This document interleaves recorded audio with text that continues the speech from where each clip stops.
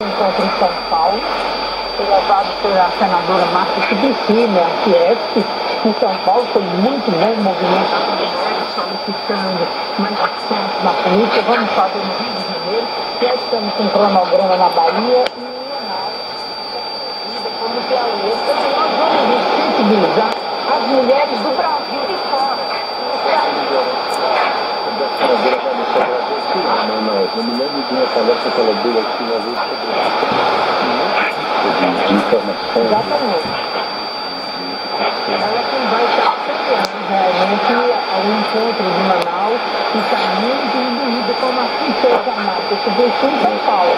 Então, com isso aí, nós temos certeza que vamos estar polarizando da 30% do fundo partidário.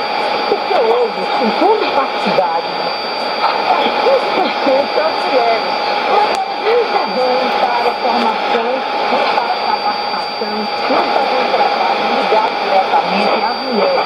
Eu tenho até fiz anunciado, se você é presidente nacional do meu partido, Partido da República, e aí eu ainda consigo passar dos encontros regionais, o partido ainda nos colabora bastante, mas tem outros partidos que faz de conta que não existe essa bastante separado. O dinheiro, quando entra geral para o partido.